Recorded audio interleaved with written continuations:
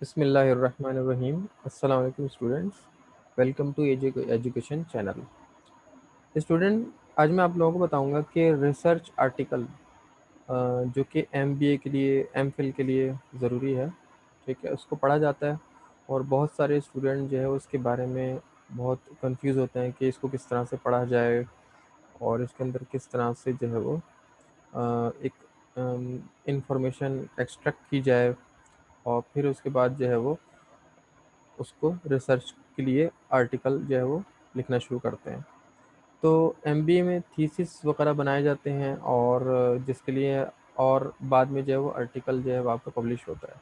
वो तो हर article publish होना तो बात की बात है, लेकिन जो थीसिस बनाए जाते हैं तो उसमें आपको बताया जा रहा होता है, सिखाया जा रहा होता है कि आपने थीसिस किस तरह से बनाना है, ठीक है।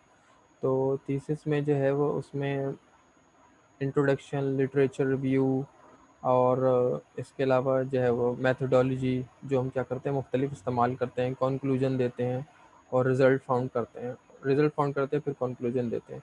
तो ये एक पूरा एक प्रोसेस होता है थीसिस का, ठीक है। लेकिन सबसे पहले स्टेप ये होता है कि आपने जो है वो रिसर्च का जो है वो टॉपिक क्या लेना है।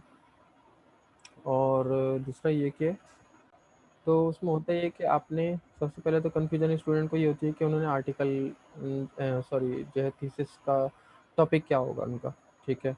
जिसके लिए वो डिफरेंट एक्सपर्ट्स के जो है वो क्या करते हैं, डिफरेंट रिसर्चर के आर्टिकल को स्टडी करते हैं, ठीक है।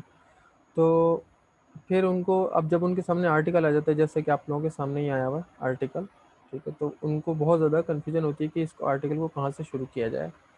बहुत सारे टीचर उनको गाइड भी करते हैं, लेकिन फिर भी कंफ्यूज हो रहे होते हैं स्टूडेंट को किस तरह से इसको पढ़ा जाए। तो सबसे पहले तो स्टेप ये होता है कि आर्टिकल को आप जो है वो पढ़ना सीखें, ठीक है। पढ़ें और उसको समझें और उसको समराइज़ करें, ठीक है। सबसे पहले तो रीड करें और फिर उसको समराइज़ करें, अंडरस्टैंड करें और समराइज़ करें ना। उसके बाद आप जो है वो क्या कर सकते हैं, उसके बारे में समझ सकते हैं कि उस रिसर्च पेपर में क्या कहा गया है और हमने अपने रिसर्च के लिए क्या इन्फॉर्मेशन इकट्ठा करनी है, ठीक है। अब हमारे सामने जैसे ये आर्टिकल है तो मैं बिल्कुल इसी जैसा आर्टिकल तो नहीं लिखूंगा, मैं अपने हिसाब से वर्किंग करूंगा, ठीक है। अपनी कंट्री के हिसाब से, मेथोडोलॉजी के हिसाब से जो है वो क्या करूंगा, स्टडी करूंगा। अब उसके लिए जो है मैं और आगे चीज़ें देखूंगा कि मेरा डाटा जो है वो किस किस्म का है, मैं किस किस्म का मेरा डाटा का जो है वो रिसर्च करना चाह रहा हूँ, प्राइमरी या सेकेंडरी। और अगर दोनों में से कोई एक है तो मेथोडोलॉजी कौन सी रख रहा हूँ, ठीक है। सबसे पहले तो आपने ये डिसाइड करना है कि प्राइमरी डाटा हो आपका जो आप इंफॉर्मेशन इकट्ठी कर रहे हो, या सेकेंडरी हो। उसके बाद फिर आप जो है वो डिसाइड करते हो कि जो है वो क्वालिटेटिव हो या क्वांटिटेटिव हो। ये मेथोडोलॉजी में आ जाती है, ठीक है। मेथोडोलॉजी तो और भी हैं, लेकिन पाकिस्तान में जो ज़्यादातर यूज़ हो रही है यूनिवर्सिटीज़ में क्वालिटेटिव और क्वांटिटेटिव मेथड है, ठीक है। इसके अलावा इंडक्टिव मेथड और डिडक्टिव मेथड भी होता है, लेकिन कॉमन जो है वो क्वालिटेटिव और क्वांटिटेटिव होता है। तो ये सब मैं आप लोगों को इंशाल्लाह नेक्स्ट लेक्चर में बताऊंगा कि किस किस्म का आपने डाटा इकट्ठा करना है, क्या मेथोडोलॉजी यूज़ करनी है। सबसे पहले तो हम आर्टिकल को पढ़ना और उसको समझना और उसको समराइज़ करना सीखते हैं। देखें, आपके सामने जैसे ये आर्टिकल है जिसमें लिखा हुआ है जिसके राइटर कौन है, यहाँ पे लिखा हुआ है कि ब्रूस कोफमैन, माइकल बेरी, आर्डियन विक्सन और रेफेल गोमेज हैं। तीनों ने मिलकर ये आर्टिकल लिखा है। और अब हम इनको जब पढ़ते हैं तो उसमें आपने सबसे पहले आर्टिकल को देख के, इसकी लैंग्वेज को देख के आपने कंफ्यूज नहीं होना। सबसे पहले जो है आपने इसको जो स्टडी करनी है वो स्टडी करनी है एब्स्ट्रैक्ट को, ठीक है। एब्स्ट्रैक्ट क्या है? एब्स्ट्रैक्ट आपको आर्टिकल के बारे में बताता है कि आर्टिकल ये क्यों बनाया गया, किस लिए बनाया गया और उसके क्या क्या रीज़न थे और हमें क्या रिज़ल्ट फाउंड हुआ। एक समय तरह से हमें शॉर्ट समरी होती है।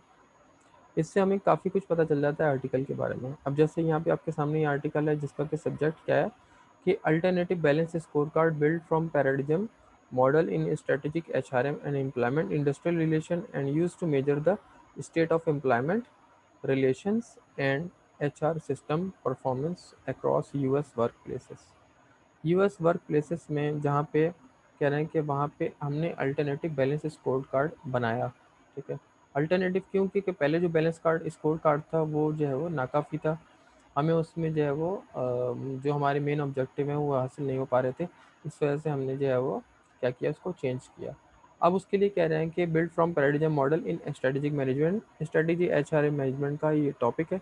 और उसमें इम्प्लाय जो कि रिलेटेड है एम्प्लॉयमेंट या और इंडस्ट्रियल रिलेशन से, और जो कि मेजर होता है कि इस्तेमाल होता है कि major the state of employment relations and HR system performance across US work places. यानी कि जो है एम्प्लॉयमेंट रिलेशंस और इसके अलावा जो एचआर सिस्टम परफॉर्मेंस है, यानी ह्यूमन रिसोर्स की जो परफॉर्मेंस है उसको भी जो है वो फोकस किया गया है। ठीक है, इसका ह्यूमन रिसोर्स सिस्टम का और एम्प्लॉयमेंट रिलेशंस का जो है वो उसकी परफॉर्मेंस से क्या ताल्लुक है। तो ये पूरा एक रिसर्च किया गया है, आर्टिकल बनाया गया है। तो अब जिसमें इसमें जो आर्टिकल के हम इसको एब्स्ट्रैक्ट को पढ़ेंगे तो हमें समझ में आ जाएगा कि ये किस लिए बनाया गया है। ठीक है, और जैसे कि मैं पढ़ता हूँ, इसमें कह रहे हैं abstract this paper construct alternative balance score card based on high performance work system and employment relation system models. कह रहे हैं इस पेपर में हमने अल्टरनेटिव बैलेंस स्कोर कार्ड बनाया जो कि बेस करता है हाई परफॉर्मेंस वर्क सिस्टम पे और एम्प्लॉयमेंट रिलेशन पे। ये दो मॉडल हैं जिस पे क्या कर रहा है, बैलेंस स्कोर कार्ड जो है वो डिपेंड कर रहा है। यानी अल्टरनेटिव बैलेंस स्कोर कार्ड जो उन्होंने बनाया वो H P A W S और ई आर एस मॉडल्स हैं। ठीक है, ये model depicted these models are depicted and compared in diagram में भी दिए हैं, हम लोग इसको समझेंगे।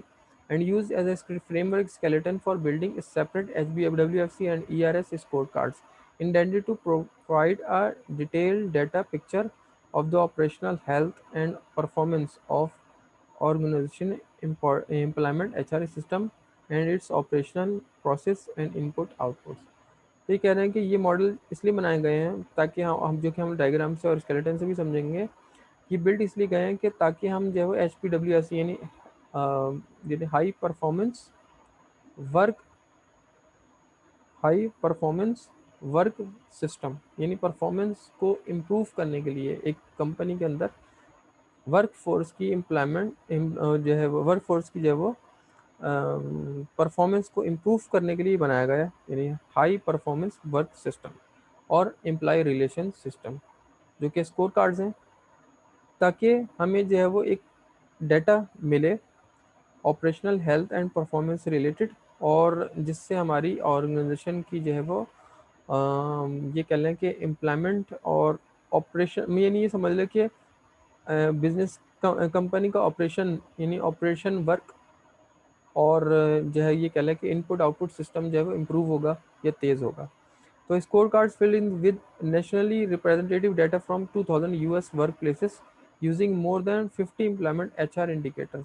इसके लिए इन्होंने स्कोर कार्ड्स को फिल करने के लिए जो है वो 2000 से ज़्यादा वर्क प्लेसेस का उन्होंने विजिट किया, उनसे जो है वो डाटा हासिल किया, और तकरीबन 50 मोर देन 50 एम्प्लॉयमेंट जो है वो 50 एम्प्लॉयमेंट से ज़्यादा जो है वो क्या किए, इंडिकेटर्स ये बताते हैं कि separate panels of managers and employees, managers और एम्प्लॉयज़ का एक पैनल जो है वो उससे इंटरव्यू किया गया। The indicators for each work place are aggregated into an overall HR employment system score rank from low to high and graph as frequently distributed. कह रहे हैं कि जो कि हमने उसमें इंडिकेटर्स जो वर्क प्लेस के वो हम जो हमने बनाए हैं ओवरऑल एचआर एम्प्लॉयमेंट के, वो कह रहे हैं कि रैंक हो रहे हैं लो टू हाई, इन लो से हाई की तरफ जा रहे हैं, और ग्राफिकली इसको प्रेजेंट किया गया है। This distribution provide a unique snapshot picture of the mean and dispersion of the state of employment. कह रहे हैं कि जिससे स्टेट ऑफ एम्प्लॉयमेंट की मीन ऑफ डिस्पर्जन पता चलता है, and HR system performance for companies across the United state. और जो यूनाइटेड स्टेट में जो कंपनीज काम कर रही हैं एचआर सिस्टम और एम्प्लॉयमेंट रिलेशन और जो एचआर सिस्टम है उनकी परफॉर्मेंस का भी पता चल रहा है, जो कंपनी में एचआर सिस्टम की और एम्प्लॉय रिलेशन की जो परफॉर्मेंस है यूनाइटेड स्टेट में। तो दे also reveal that models matter since the SPWS and ERS scorecards provide distinctly different evaluation assessment। तो इससे हम कह रहे हैं कि हमें मॉडल के ये भी वाज़ होता है कि मॉडल का मैटर क्या है, सिंस एसपीडब्ल्यूएससी एंड एसपीडब्ल्यूएस यानी कि हाई परफॉर्मेंस वर्क सिस्टम और employ relation system score cards provide distinctly different evolution assessment, यानी कि ईपी एचपी डब्ल्यूएस और ईआरएस ने इसको, इन दोनों स्कोर कार्ड ने जो है वो एक मुनफरिद किस्म का जो है वो एक असेसमेंट असेस करने का, इन परफॉर्मेंस को असेस करने का एक समझो ये कि तरीका बता दिया। इसके ज़रिए हम जो है वो कंपनी की परफॉर्मेंस को अच्छी तरह से मालूम कर सकते हैं। तो ये हमें एक तरह से इसकी समरी से पता चलेगा कि इसका मकसद क्या था और ये कहाँ कहाँ उसके लिए इंटरव्यू लिया गया और हमें क्या आइडिया हुआ। अब उसका इंट्रोडक्शन है, ठीक है। इंट्रोडक्शन को जैसे हम लोग पढ़ते हैं तो उसके अंदर ये बता रहे हैं कि मैं आप वैसे आपको इसकी भी समरी बता देता हूँ कि इसके अंदर ये बताया कि बैलेंस स्कोर कार्ड जो कि कैप्लन और नॉर्टन ने इसको इंट्रोड्यूस कराया, और उसके बाद फिर जो है वो कंपनी के एग्जेक्टिव से भी पता चला कि जो है वो ये स्कोर कार्ड डिज़ाइन किया गया है रियल टाइम इंफॉर्मेशन के लिए और इंटरनल ऑपरेशन, कंपनी के इंटरनल ऑपरेशन को ठीक करने के लिए और एक अच्छी सही इंफॉर्मेशन हासिल करने के लिए। लेकिन ये बैलेंस स्कोर कार्ड जो है वो क्या था, इनकम्प्लीट था, क्योंकि इसके अंदर एचआर सिस्टम को नहीं देखा गया था। तो इसलिए एचआर सिस्टम को भी इंट्रोड्यूस कराया गया, को भी जो है वो इंक्लूड किया गया, जिसके बाद फिर जो है वो H P W S C model बनाया गया। और H P W S C model जो है ये भी बैलेंस स्कोर कार्ड है। उससे पहले एक सिंपल बैलेंस स्कोर कार्ड चल रहा था, जो कि बैलेंस, अच्छा मैं आपको ये भी बता दूं कि बैलेंस स्कोर कार्ड क्या होता है, जो कि कंपनी की परफॉर्मेंस को मालूम कर रहा होता है। यानी कि कंपनी की परफॉर्मेंस किस तरह से पता चल रही होती है, कंपनी की फाइनेंशियल, एजुकेशन एंड ग्रोथ, और ऑपरेशनल और एम्प्लॉय या कस्टमर रिलेशंस जो है वो ये पता चल रहा होता है हम लोगों को। सॉरी, एम्प्लॉय नहीं, कस्टमर रिलेशंस का जो है वो पता चल रहा होता है। लेकिन इन 4 एरियाज़ को तो पता चल रहा है, इन 4 एरियाज़ की आपकी जो है वो इम्प्रूवमेंट हो रही है, लेकिन इस बैलेंस स्कोर कार्ड में जो है वो एम्प्लॉयज़ का जिक्र नहीं था, ठीक है। जबकि हमने जब आगे हम पढ़ेंगे एचपीडब्ल्यूएससी को जब इंट्रोड्यूस कराया गया इस मॉडल को, तो उसके अंदर हमने इसको एचआर प्रैक्टिसेस को, एचआर की यानी ह्यूमन रिसोर्स की परफॉर्मेंस को भी मेजर किया गया और उसके बारे में बताया गया। तो अब मैं इसके बारे में थोड़ा सा बता दूं आप लोगों को, इंट्रोडक्शन बता के मैं आगे पे चलता हूँ। अच्छा, आप लोगों के सामने ये जो लिखा हुआ है, जैसे इसको पढ़ना बहुत ज़्यादा मुश्किल होता है। अब जैसे कह रहे हैं केवलन और नॉर्टन ने जो है वो 1992 में बताया। अब ये जो इस तरह के बता रहे होते हैं ना, कैप्लन और नॉर्टन का जो हवाला दिया हुआ है, इसी तरह ये कॉपर और एजिमेल का हवाला दिया हुआ है। तो ये आपके पास पिछले रिसर्च वर्क हो चुके होते हैं, उससे रिलेटेड रेफरेंस दिए जा रहे होते हैं, ठीक है। तो इसमें आपको कन्फ्यूज होने की ज़रूरत नहीं है, आपने सिर्फ इन सबको एक नज़र पढ़ना होता है, ठीक है।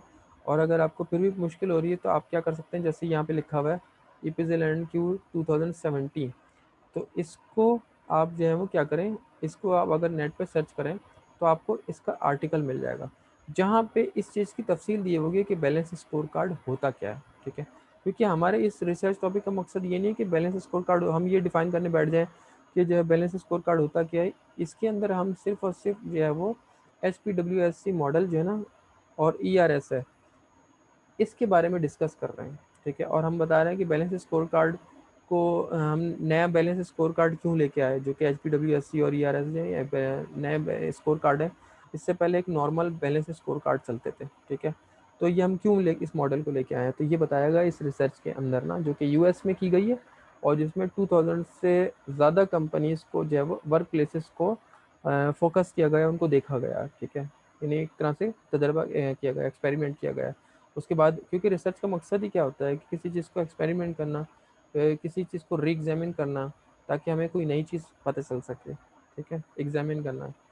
तो अब यहाँ पे आ जाता है इंट्रोडक्शन। इसमें बहुत सारे दिए होते हैं, जब आप लोग भी आर्टिकल लिखेंगे तो इसमें जब आर्टिकल लिखेंगे तो ये इस तरह की जैसे ही दिया हुआ इन्होंने इंट्रोडक्शन और लिटरेचर रिव्यू जब आप लिखेंगे तो उसके अंदर सबके बारे में जो भी आपका टॉपिक होगा उससे रिलेटेड आपने जो क्या करना है, सर्च करना है। और और जो है वो उन्होंने क्या कहा, उन जो है रिसर्चर ने क्या गाया, वो आप इस तरह से एंड में लिख देंगे। लेकिन अगर कोई आप बात जैसे किसी रिसर्चर की लिख रहे हैं, जैसे ये हमने लिखी बात और फिर हमने उसका नाम लिखा, तो आपने इसको पूरा पूरा कॉपी नहीं करना, क्योंकि वो किस में चले जाएगा, वो फिर चले जाएगा प्लेजरिज्म में ना, ठीक है। जब प्लेजरिज्म हो जाती है तो फिर आपका रिसर्च जो है वो एक्सेप्ट नहीं होता, रिसर्च वर्क एक्सेप्ट नहीं होता, ठीक है। 15 MBA और MPhil के लिए तकरीबन 15% तक प्लेजरिज्म अलाउ है, लेकिन 15% से ज़्यादा हो तो वो रिजेक्ट हो जाता है, ठीक है। तो प्लेजरिज्म को आपने कम करना होता है। तो बाकी साथ साथ आप जो है देखें, रिसर्च वर्क में ना आपने ना दो चीज़ें करनी होती हैं। एक तो ये कि आप आर्टिकल को पढ़ के इंफॉर्मेशन इकट्ठा कर रहे हो, जिससे आप इंट्रोडक्शन और लिटरेचर रिव्यू बना रहे हो। दूसरा आ जाता है आपका मेथोडोलॉजी वर्क। मेथोडोलॉजी वर्क जो है ना, वो आपको इन्फॉर्मेशन कलेक्ट करने से नहीं मिलेगा, बल्कि उसके अंदर आपको जो है वो ये कह लें कि एक तरह से ना शुरू से आखिर तक आपको वो करनी पड़ती है। ये कह लें कि आपको रिसर्च टूल इस्तेमाल करने पड़ते हैं। ठीक है, रिसर्च टूल क्या होते हैं? जो स्टैटिस्टिकल टूल होते हैं वही रिसर्च टूल होते हैं। जैसे कि आपका regression analysis, correlation analysis, mean arithmetic mean, mean deviation, mod, median mode वगैरह हो गए। और इसके अलावा आपके जो है वो हाइपोथेसिस हो गए। ये सारे रेग्रेशन, कोरिलेशन, ये सारे आपके जो है वो क्या होते हैं, टूल्स होते हैं जो कि आप इस्तेमाल करते हैं मेथोडोलॉजी के अंदर, उनको बता रहे होते हैं। खैर वो तो हम जब तफसील पढ़ेंगे तो उसको मैं आपको बता दूंगा। अभी सिर्फ मैं आपको सिर्फ इसके बारे में बता रहा हूँ कि इसको अंडरस्टैंड किस तरह से किया जाए। सबसे पहले हमने आपको मैं थीसिस को लिखने के लिए ज़रूरी है कि सब, और थीसिस के लिए इंफॉर्मेशन इकट्ठा करने के लिए सबसे पहले जो मेन चीज़ होती है कि वो आप आर्टिकल को पढ़ना सीखें, उसको पढ़ के अंडरस्टैंड करना सीखें और फिर उसको समराइज़ करें। जब आप उसको समराइज़ करना सीख जाएंगे तभी फिर आप जो है वो आर्टिकल को समझना भी सीख जाएंगे। जब आप आर्टिकल को समझेंगे तो तभी आप उसके अंदर से ट्रू इन्फॉर्मेशन क्या करेंगे, इकट्ठी करेंगे और प्लेजरिज्म से भी बच सकेंगे। तो बहरहाल ये जो आ जाता है आपके पास आ जाता है HPWSC वर्क फोर्स। ठीक है, हम इसको पढ़ते हैं, थोड़ा सा रिव्यू करते हैं। और इसके अंदर HPWS के अलावा, वर्क फोर्स स्कोर कार्ड के अलावा दूसरा जो था वो ERS था। ठीक है, तो ERS को भी हम लोग पढ़ेंगे बाद में, लेकिन अभी जो हम इसके बारे में बता रहे हैं HPWSC, जो कि इसका एक मेन पार्ट है। हम इसको स्टडी करें कि ये क्या था और किस तरह से बनाया गया। तो कैप्लन और नॉर्टन ने जो प्रेजेंट किया था एक 4 टायर फ्रेमवर्क, जो कि बैलेंस स्कोर कार्ड था, जो कि जिसके अंदर के लेवल सीक्वेंस दिए हुए थे टॉप टू बॉटम। ठीक है, बिजनेस प्रोसेस जिसमें financial, customer, internal business process and learning and growth वगैरह के बारे में। तो बैलेंस स्कोर कार्ड जो है ऑर्गेनाइज किया गया और स्ट्रेटजी मैप बनाया गया इसको। तो फिर ये हुआ कि notable paradox and shortcoming of their framework is that each of the 4 tiers are important drivers of the business success, but conspicuously missing are employees, human capital and HRM। देखिए इसके अंदर जो मेन बात लिखी है वही कहना है कि जब बैलेंस स्कोर कार्ड बनाया गया तो जिस उसके जो 4 लेवल्स थे वो कौन से, टॉप से लेकर बॉटम तक बिजनेस प्रोसेस के, वो कौन से थे? Financial, customers, internal business process and learning and growth. तो ये सारी चीज़ें जो है वो बिजनेस के लिए ज़रूरी हैं, यानी बिजनेस की परफॉर्मेंस के लिए ज़रूरी हैं। क्योंकि यहाँ पे यही चीज़ पे जोर दिया जा रहा है कि बिजनेस की परफॉर्मेंस, इंटरनल, खासतौर से इंटरनल परफॉर्मेंस को इम्प्रूव किया जाए। तो इंटरनल परफॉर्मेंस का मतलब ये है कि वो कंपनी फाइनेंशियल तौर पे स्ट्रॉन्ग हो, कस्टमर्स उसके ज़्यादा से ज़्यादा हों, और इसके अलावा इंटरनल बिजनेस प्रोसेस उसका ठीक हो। ठीक है, एम्प्लॉयज़ उसके सही काम करते हो, और इसके अलावा लर्निंग एंड ग्रोथ भी हो उसकी। लेकिन यहाँ पे एक चीज़ को ये कह रहे हैं कि इस बैलेंस स्कोर कार्ड में जो है वो एक चीज़ को, जो कि नोटेबल पैराडॉक्स ने बताया, जो कि उसके एक तरह से कॉन्फ्लिक्ट हुआ, और कि शॉर्ट कमिंग्स जो है वो क्या थी फ्रेमवर्क की, वो ये थी कि 4 tiers are important drivers of business success, but conspicuously missing are employees, human capital and HRM। वो ये था कि एम्प्लॉयज़, ह्यूमन कैपिटल और HRM को जो है वो मिसिंग किया हुआ था। यानी ये समझ लिया कि ह्यूमन को एक तरह से नज़रअंदाज किया हुआ था, और ह्यूमन रिसोर्स मैनेजमेंट या ह्यूमन रिसोर्स सिस्टम को जो है वो नहीं देखा गया था, जो कि ये भी ज़रूरी है। क्योंकि बहुत सारे कंपनीज कहती हैं, बल्कि ज़्यादातर जो कंपनी सक्सेसफुल कंपनीज है वो ये कहती हैं कि ह्यूमन कैपिटल, ह्यूमन जो है वो भी क्या है, कैपिटल है। ठीक है, यानी वो भी उनका एक असेट है, और जो है वो इसकी भी एक अपनी इम्पोर्टेंस है। तो इसी तरह अब यह सब के बारे में लिटरेचर में सब ने मतलब कुछ ना कुछ कहा हुआ है। जैसे बीकर, उसने भी कहा कि शॉर्ट कमिंग स्कोर कार्ड की हैं कि वर्क को स्कोर कार्ड जो है वो बुक्स में उन्होंने शॉर्ट कमिंग्स थी, जिसको उन्होंने करेक्ट किया। तो फिर उन्होंने क्या किया, both books also cited a paradox, it is that many companies claim employees are their most valuable assets. उन्होंने कहा कि बहुत सारे कंपनी ये कहती हैं कि हमारे लिए मोस्ट वैल्यूबल एसेट्स हैं। In practice give the work for relatively low strategic emphasise and small investment. और ये वर्क फ्लोस जो है वो रिलेटिवली लो स्ट्रेटेजिक होगी अगर जो है वो हम स्मॉल इन्वेस्टमेंट होगी, particularly with respect to the HR function, कि अगर हम एचआर फंक्शन को भी फॉलो करते हैं, यानी एचआर फंक्शन हमारे लिए क्या है, ज़रूरी है। तो अब इन सबको मैंने पढ़ते हुए थोड़ा सा इन सब को आपको समरी बता रहा हूँ कि ये किस तरह से वर्क करेगा, इसको भी हम लोग पढ़ते हैं। तो मैंने एक छोटी सी एक समरी बनाई, आप लोगों को दिखाता हूँ।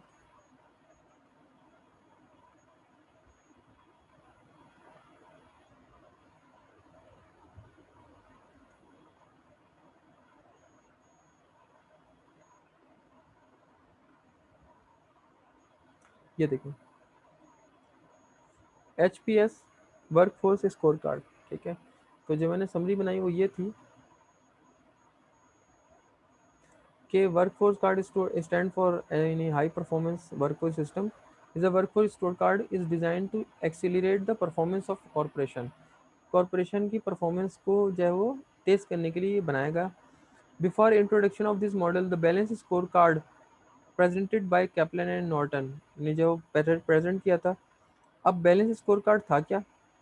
Balance scorecard is a strategic management tool that is used to identify and improve internal business function, ठीक है, बिजनेस फंक्शन को इम्प्रूव करने के लिए इस्तेमाल होता है।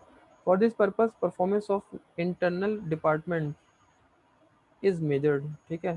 तो इसके लिए, इस मकसद के लिए जो वो डिपार्टमेंट्स को मेजर किया गया। Balance score card focus on financial customer relationship internal business process and learning growth. तो बैलेंस स्कोर कार्ड जो मैंने आपको बताया था कि इन चार चीज़ों को फोकस कर रहा था। तो these four areas are important drivers for business success, but there is missing of employees human capital and H R M. लेकिन जो है वो एम्प्लॉयज़ को और ह्यूमन कैपिटल को और एच आर एम को हमने जो है वो क्या कर दिया था, इसके अंदर इग्नोर किया हुआ था। तो बीकर ने और इसने हेसेल्ड ने ये कहा, जो कि लिखा हुआ है 2001 और 2005, ये रेफरेंस दिया हुआ उनके रिसर्च आर्टिकल के, जिसमें उन्होंने कहा कि correct this short coming with the H R score card and the work force score card books, जिसमें उन्होंने score card, H R score card और वर्क फोर्स स्कोर कार्ड जो है वो बुक्स में करेक्ट किए। or they began both books by also citing a paradox. It is that many companies claim employees are the most their most valuable asset, yet in practice give the workforce relatively low strategic emphasize and small investment, जो कि मैंने आपको बता चुका हूँ। तो ये क्या हुआ, इसका मतलब कि इस एच आर फंक्शन जो है वो भी क्या है, ज़रूरी है। और employees performance is difficult, employees की परफॉर्मेंस क्या है कि difficult to measure, but employees की परफॉर्मेंस को देखना मुश्किल है, but it can be accelerated with motivation, लेकिन उसको मोटिवेशन, नॉलेज और टीम वर्क के जरिए जो है वो इम्प्रूव किया जा सकता है, सही किया जा सकता है। तो therefore employees human capital and H R M included, इसलिए एच आर एम और ह्यूमन कैपिटल जो है वो इंक्लूड किया गया है बैलेंस स्कोर कार्ड के अंदर। That name H P W S C model, जिसको कि हम लोगों ने high performance work system model का नाम दिया। अब ये क्या है कि H P W S C model है क्या? State the four function, that is functional, customer relationship, internal business process and learning and growth depend on effective workforce। वो इन्होंने बताया कि इफेक्ट डिपेंड करता है किसके ऊपर, एक अच्छी वर्कफोर्स के ऊपर। इसलिए H R management system, H R practice और H R workforce competences are three drivers of four function of management. इसलिए जो है ये कह सकते हैं कि जो है वो management, H R management system, H R practice और एच आर वर्कफोर्स जो है वो, वर्क फॉर कॉम्पिटेंसी जो है वो एक, ये तीन जो है वो ड्राइवर्स हैं जो कि इन फोर फंक्शंस को इम्प्रूव कर सकते हैं। ठीक है, जो हमने फोर फंक्शन पढ़े थे जो कि बैलेंस स्कोर कार्ड में नॉर्मल भी थे, तो इनको इम्प्रूव जो है वो कह रहे हैं कि एच आर सिस्टम और एच आर प्रैक्टिस ही इम्प्रूव कर सकती है। यानी इसका मतलब ये हुआ कि एम्प्लॉयज़ की परफॉर्मेंस को बेहतर बनाया जाए, मेन मकसद ये हुआ, ठीक है। और जिसकी वजह से आप जो है वो क्या कर सकते हैं, इम्प्रूव कर सकते हैं उसको और मज़ीद, किसको, बिजनेस के फंक्शंस को। It may be called that main success of business is H R successful, ठीक है, success because human capital is most valuable asset for any type of business. तो इस क्योंकि हर बिजनेस के लिए ह्यूमन कैपिटल जो है एक मोस्ट इंपॉर्टेंट, एक वैल्यूबल एसेट है। एच पी डब्ल्यू, इसी तरह H P W S work किस तरह से करता है, H P W S model accelerate the function of management because according to this model H R management system, H R practice and H R work competencies made successful the HR, and this ultimately improve leadership and workforce behavior, workforce competencies, workforce। इसको आप इस तरह से समझ सकते हैं, आपको समझ आ जाएगा। देखिए जैसे मैंने डायग्राम बनाई कि H R system HR practice और एचआर वर्कफोर्स कॉम्पिटेंसीज ने जो वो लीडरशिप स्किल, लीडरशिप को, बिहेवियर को, वर्कफोर्स कॉम्पिटेंसीज को और वर्कफोर्स माइंडसेट को क्या कर दिया, इंप्रूव कर दिया। अब ये एचआर सिस्टम क्या है, ह्यूमन रिसोर्स मैनेजमेंट सिस्टम, यानी ह्यूमन रिसोर्स को अच्छी तरह से मैनेज करना, ठीक तरह से एम्प्लॉयज़ को उनसे काम लेना, एचआर मैनेजमेंट प्रैक्टिसेस और उनको इम्प्रूव करने के लिए डिफरेंट जो है वो टेक्निक्स का इस्तेमाल करना, एचआर वर्कफोर्स कॉम्पिटेंसेस और वर्कफोर्स की जो एचआर ह्यूमन रिसोर्स जो काम कर रही है, जो वर्कफोर्स है उसकी कॉम्पिटेंसी को बढ़ाना, यानी उनकी काबिलियत बढ़ाना, ठीक है। जब उनकी काबिलियत बढ़ेगी एम्प्लॉयज़ की, तो वो क्या करेंगे, एक मोटिवेट होके और अच्छा काम करेंगे, और अच्छे काम होने की वजह से बिज़नेस का ऑपरेशन जो है वो इम्प्रूव होगा, और जब बिज़नेस का ऑपरेशन इम्प्रूव होगा तो अल्टीमेटली के कंपनी की जो है वो परफॉर्मेंस ओवरऑल बेहतर होगी, और कंपनी की जब ओवरऑल परफॉर्मेंस बेहतर होगी तो मार्केट में भी उसकी एक वैल्यू होगी, ठीक है। तो मार्केट में वो क्या करेगी, तरक्की करेगी।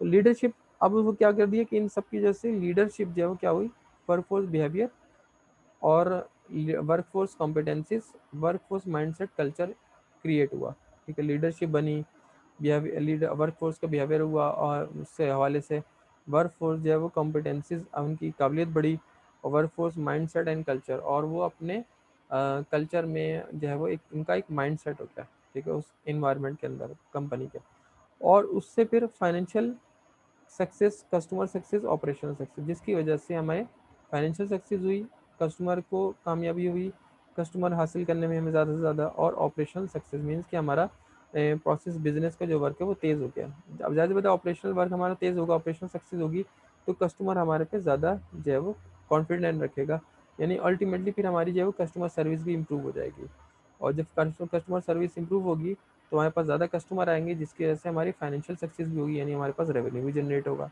तो ये सारी चीज़ें जो है वो होती हैं। अब इन सब के बारे में मैंने आप लोगों को बताया हुआ है, ठीक है। जैसे मैं, और इसके अलावा ये कि इन सब का इम्पैक्ट पड़ेगा, वर्कफोर्स की सक्सेस का इम्पैक्ट पड़ेगा बिजनेस के स्ट्रैटेजी पर, और बिजनेस की स्ट्रैटेजी बनाने के लिए ज़रूरी है कि हम SPWSC को मॉडल को क्या करें, बनाएं, और जो है वो साथ साथ हम जो है HRM सिस्टम और प्रैक्टिसेस को भी साथ रखें, जो कि HPWSC का के अंदर जो है वो हम लोगों ने इंक्लूड किया, ठीक है। तो ये था मेरा टॉपिक, उम्मीद है आप लोगों को थोड़ा सा समझ में आया होगा, बहुत ज़्यादा नहीं, लेकिन ये कि आप उसको कोशिश करें, आप उसको अंडरस्टैंड करेंगे तो आपको इंशाल्लाह जो है वो ज़रूर जो है वो समझ में आएगा, ठीक है। तो ये था मेरा टॉपिक। अब इसी के बारे में इन्होंने एक तरह से एक डायग्राम बना दी, मैंने आप लोगों को एक शॉर्ट ब्रीफली आपको बता दिया, ठीक है। इसके अंदर भी यही बताया हुआ कि HR मैनेजमेंट, HR प्रैक्टिस और HR वर्क फोर्स कॉम्पिटेंसीज जो हैं वो, यानी HR की सक्सेस की वजह से लीडरशिप, वर्कफोर्स और workforce mindset and culture create हुआ। उसके बाद फिर वर्कफोर्स सक्सेस हुई उसको, उसके बाद फिर वर्कफोर्स सक्सेस होने की वजह से आपकी फाइनेंशियल, कस्टमर और ऑपरेशन सक्सेस आपको हासिल हुई, ठीक है। तो ये था हम लोगों का, और इसके बाद फिर आपको जो ओवरऑल इम्पैक्ट पड़ा है कि बिजनेस स्ट्रेटजी पे, वो ये था कि डिज़ाइन ऑफ रिसोर्स मैनेजमेंट की वजह से, यानी बिजनेस एंड स्ट्रेटेजिक इनिशिएटिव के अंदर design of human resource management system, employee skills को देखा गया, employee motivation, job design and work structure, productivity बढ़ी, आपकी एफर्ट्स बढ़ी, और इम्प्रूव हुआ ऑपरेटिंग प्रॉफिट परफॉर्मेंस बेहतर हुई। जब ऑपरेटिंग परफॉर्मेंस बेहतर हुई तो हमारा प्रॉफिट भी बढ़ गया, प्रॉफिट बढ़ा तो मार्केट में हमारी वैल्यू बढ़ गई। तो ये हमारा एक बिजनेस मॉडल भी इन्होंने इसके साथ बता दिया। उम्मीद है आप लोगों को आज का ये टॉपिक समझ में आया होगा। नेक्स्ट लेक्चर में इंशाल्लाह मैं आप लोगों को ये भी बताऊंगा कि रिसर्च आर्टिकल जो है वो किस तरह से लिखे जाते हैं, कहाँ से स्टार्ट होते हैं। मैं आप लोगों को अपना वर्क भी दिखाऊंगा कि किस तरह से हम स्टार्ट करना शुरू करते हैं, हम कौन सा मेथड इस्तेमाल करेंगे, और कौन सा मेथड इस्तेमाल करेंगे, और लिटरेचर रिव्यू को हम पढ़ेंगे किस तरह से, और किस तरह से इंफॉर्मेशन हासिल करेंगे। अभी तो मैं हम लोगों को सिर्फ और सिर्फ एक लिटरेचर इसको आर्टिकल को एक तरह से समराइज़ करना सिखाया है, ठीक है। नेक्स्ट लेक्चर तक के लिए मुझे इजाज़त दीजिए। अल्लाह हाफिज़।